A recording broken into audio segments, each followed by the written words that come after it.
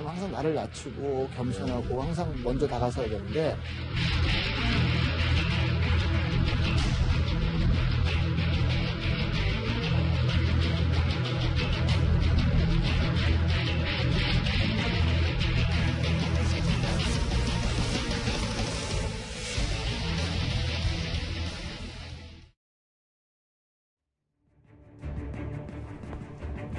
자, 이번 소식은요, 김태현 변호사 그리고 이유종 동아일보 사회부 기자가 함께 하겠습니다. 두 분 어서 오십시오. 안녕하세요. 네.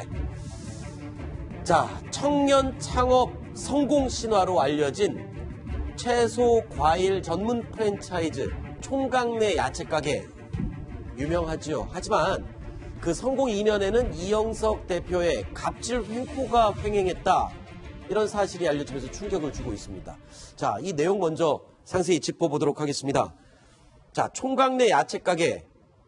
자, 일단 직원과 점주들, 이 대표가 대하는 방식이 좀 달랐다면서요? 다른 정도가 굉장히 거칠었다고 봐야겠죠. 네. 사실 뭐 보도가 나오고 나서 대표가 지금 사과를 했기 때문에 네. 뭐 이제 믿어야겠죠. 그런 얘기를 했다는 걸 믿어야겠는데 진짜 이런 말 했을까 싶을 정도로 네. 점주들에게 바로 너 똥개야 진돗개야 네. 이렇게 묻는 거죠. 사람들에게, 직원들에게 이렇게 얘기하는 겁니까? 그렇죠. 점주들도 마찬가지고 그게 뭐냐면 본인 나름의 철학입니다. 네. 그러니까 똥개는 쉽게 얘기해서 제일 먼저 월급이나 휴가 네. 이런 걸 질문한 사람이고 아하. 진돗개는 이제 점주로서 장사에 대한 노하우, 네. 아이를 고르는 법이나 이런 거를 먼저 묻는 사람이다. 네. 전혀 다른 차원의 다른 사람이다. 이런 차원에서 그 질문을 해서 음. 그러고 나서 이제 진돗개입니다. 그랬는데도 불구하고 이제 따귀를 때렸다는 거고 아하. 또 한 차례 이제 똑같이 질문하고 또 따귀를 때리고 나서 이제 네. 그러고 나서 이제 폭행을 멈췄다. 이런 게 이제 점주 교육에 받았던 점주들의 증언입니다. 지금. 네.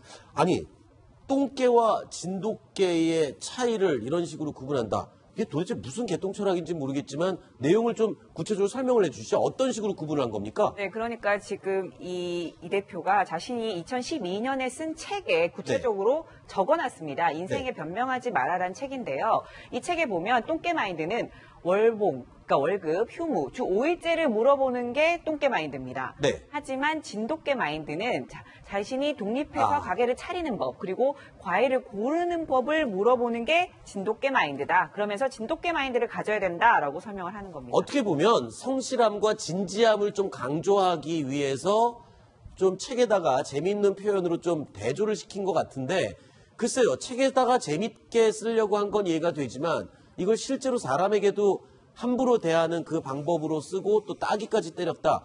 분명히 갑질과 폭행은 맞는 것 같습니다. 자, 그런데 사람을 대하는 이 대표의 마인드, 자세, 이게 참 문제가 되는 것 같은데 더욱 황당한 건요.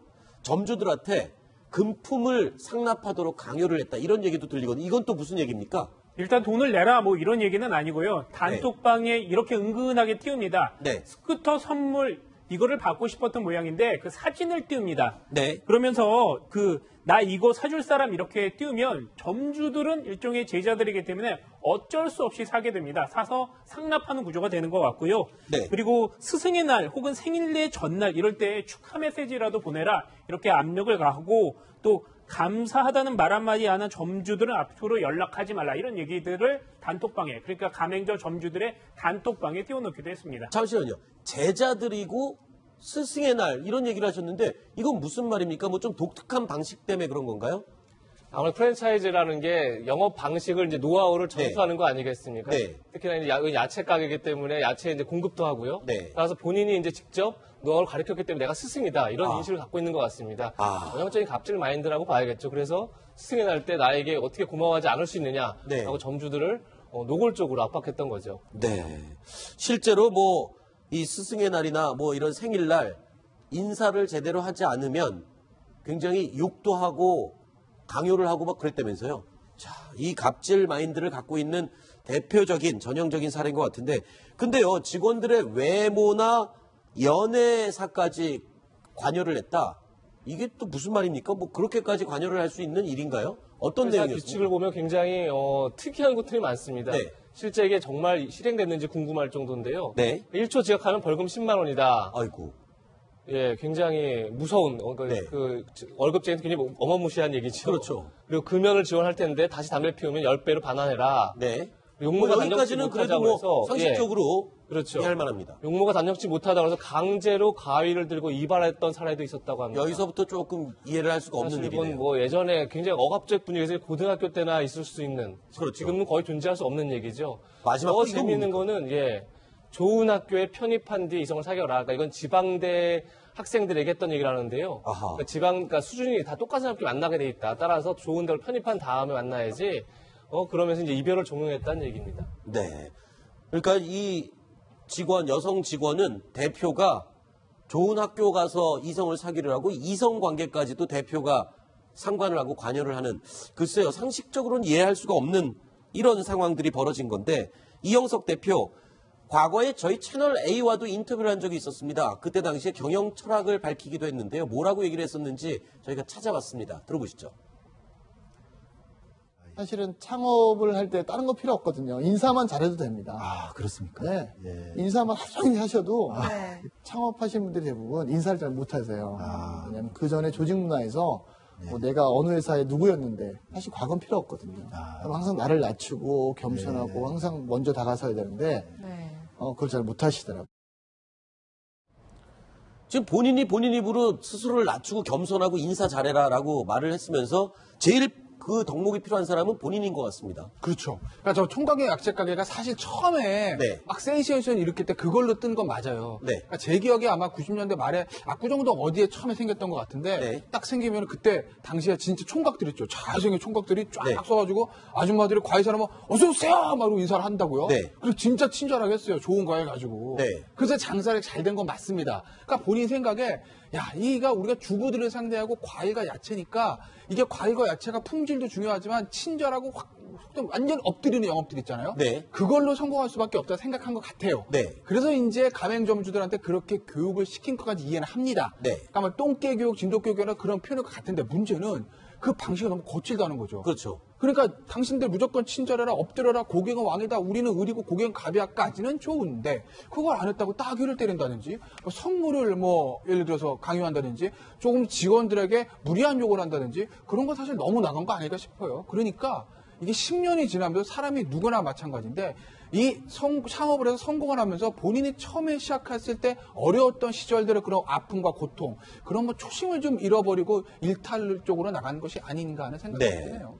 자, 그런데요, 이 인터넷에서 또 오늘 회자가 됐던 그 내용이 있습니다.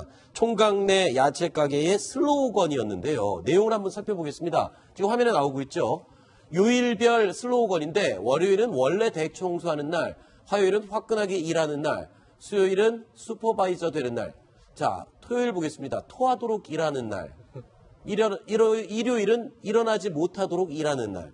글쎄요, 이것도 역시 성실함을 강조한 것 같긴 한데 지나치게 노동 착취를 하는 게 아니냐라는 인상을 줄 수 있는 그런 슬로건들이거든요. 그렇습니다. 그러니까 뭐 진짜 월화수목 금금금이죠. 우리 네. 흔히 얘기했던 뭐 그냥 일요일, 그러니까 주말 없이 열심히 일해라 이런 건데 아까 뭐 지금 앵커 말한 것처럼 저 슬로건대로 뭐 하라는 것 의미보다는 네. 그렇게 성실하게 하지 않고는 남과 차별화해서 성공할 수 없다 뭐 이런 강조했을 텐데요. 근데 지금 이제 이영석 대표의 어떤 갑질 논란이 되니까 저런 슬로건까지도 그렇죠. 좀 지나친 게 아닌가 이렇게 회자되고 있는 겁니다. 이런 갑질 사건이 터지지 않았다면 그냥 웃어넘기면서 재밌게 볼 수 있는 성실함을 강조하는 슬로건인데 이 갑질 사태가 터지고 나니까 저런 것 하나하나도 마치 노동 착취가 아니냐라는 오해를 사게 되는 것 같습니다. 자, 그런가 하면요. 이 총각내 야채 가게 이 이영석 대표가 했던 독특한 운영 방식도 지금 논란이 되고 있습니다. 어떤 부분이냐면요. 이 가맹점, 총각내 야채 가게 가맹점을 하려면 돈을 내고 강의를 들어야 된다고 합니다. 그런데 그 강의 이름이요. 이른바 똥개 교육이라고 사람들은 부른다고 합니다. 이게 무슨 말입니까? 똥개 교육이라뇨? 네, 보통 그 프랜차이즈에서 그 업체에서 가맹점주들에게 여러 가지 교육을 시킵니다. 네. 그래서 매장 점주로서 어떤 일을 할 수 있는지 또 서비스 교육 혹은 경영 마인드 이런 것들을 많이 가르치는데 여기에서도 마찬가지로 그런 교육을 실시하고 있었습니다. 그런데 여기에서 한 500만 원 정도를 받고 이렇게 교육을 실시하는데 이것을 가르쳐서 가맹점주들은 똥개 교육이었다 이렇게 표현을 하고 있었습니다. 네. 이영석 대표가 그 똥개, 진돗개 뭐 이런 걸 많이 강조하다 보니까 이 마치 똥개 교육 그리고 또 가맹점주들에게 500만 원씩 내고 강의를 들어라. 글쎄요. 조금 무리한 내용이 아니었나 싶은 생각도 드는데 이 좀 특이한 운영 방식이 있다면서요, 박수윤 차장? 네, 그렇습니다. 지금 총각내 야채가게 같은 경우에는 프랜차이즈입니다. 프랜차이즈 같은 경우는 일반적으로 이걸 하겠다는 사람이 돈을 내고 그렇죠. 계약서를 쓰는 거죠. 계약서를 쓰고 해서 운영을 하잖아요. 근데 총각내 야채가게 같은 경우에는 이 직원들 중에 선발을 해서 본사가 이 가맹점을 차려줍니다. 그냥 차려줘요. 일단. 네, 차려주고 일단 차려주고 인테리어 비용이나 이런 걸 다 대주고 이제 이걸 운영을 하면서 가맹점주가 갚아나가는 형식입니다. 아하. 그러다 보니까 물론 가맹점주이면서 돈을 대출을 받은 사람이 되는 거죠. 네. 이게 그러니까 더 절대적인 은이 될 수밖에 없는 구조가 되는 거죠. 그렇군요. 그러니까 내가 내 돈 내고 가게를 프랜차이즈를 가맹 계약을 하는 게 아니라 한 푼도 없는 사람도 가게를 얻을 수 있다라는 장점은 있지만 철저하게 대출 관계로 엮인 완벽한 갑과 을 관계에 있을 수밖에 없는 그런 경영 방식이군요. 자, 그런데요. 이 여론의 문매를 받고 있는 이영석 대표도 한때는요. 창업을 꿈꾸는 사람들에게 아주 큰 롤 모델이었습니다. 자, 자수성가로서 굉장히 유명한 사람이었는데 고등학교밖에 나오지 않은 사람으로서 이렇게 큰 성공을 했다라는 내용으로 이목을 집중을 받았었죠. 예, 맞습니다. 맨 처음에는 오징어 행상을 한 1년 이상 따라다녔습니다. 네. 그러면서 장사의 기본기를 배웠고요. 이거를 토대로 해서 트럭을 이용해서 물건을 팔기 시작합니다. 그러다가 야채가게 18평짜리를 압구정동 일대에 내게 되는데 이게 신선한 제품을 많이 판매함으로써 대중들에게 큰 인기를 끌었습니다. 당시 이 동네에선 사실 대형 슈퍼마켓도 많았는데 왜 여기에 많이 팔리게 됐냐 하면 서비스도 매우 좋았고요. 또 신선한 것들을 많이 제공했기 때문에 네. 소비자들에게 인기를 끌었습니다. 게다가 사업 확장도 압구정동, 목동 이런 부유층 혹은 중산층 가게만 매장을 많이 내서 굉장히 성공 신화를 이뤄낸 인물입니다. 이 성공 신화는요. 드라마로도 만들어졌고 심지어는 뮤지컬로도 만들어져서 일본으로 수출하는 작품이 되기도 했었다면서요. 네, 그렇습니다. 특히 채널A에서도 드라마를 만들기도 예, 저희 채널 A에서도 드라마로 만들었어요. 네, 그렇습니다. 그때는 이제 주인공 총각들이 운영하는 사람들이 가게를 이제 뺏기면서 네. 되게 울분에 젖어 있다가 결국 꿈과 희망을 가지고 열심히 초심으로 돌아가서 트럭으로 다시 행상을 해서 네. 일어서는 그런 해피엔딩이었거든요. 네. 근데 이번에 이 총각 야채가게 실제 이야기는 어떻게 될지 굉장히 지금 이목이 집중되는 것 같습니다. 자, 일단 이 논란이 걷잡을 수 없이 커지니까 이영석 대표 일단 사과를 했습니다. 그 사과 내용 직접 목소리 들어보시죠. 이번 일은 너무 죄송하게 됐고요. 제가 많은 분들한테 저희 회사의 이미지를 이렇게 망가뜨린 것 같아서 잘못하고 반성하고 다시는 이런 일 없도록 제가 열심히 대책 세우고 바로 시행하도록 하겠습니다. 자, 잊을만 하면 계속 터지고 있는 이 프랜차이즈 갑질. 오늘요. 이 바른정당에서 갑질 근절을 위한 토론회를 열었습니다. 이 자리에는 김상조 공정거래위원장도 참석을 했습니다. 이와 관련된 발언도 했는데요. 뭐라고 얘기를 했는지 들어보시죠. 가맹 분야의 고질적인 갑을관계, 힘의 불균형 해소를 위한 다양한 개선책을 포함시켰습니다. 우선 필수 문품, 가맹점주들의 비용 부담에 영향을 미치는 모든 정보가 투명하게 공개되도록 할 계획입니다. 물론 이 정보들의 공개 형태와 수준에 관해서는 충분히 앞으로 협의해 나갈 생각을 갖고 있습니다.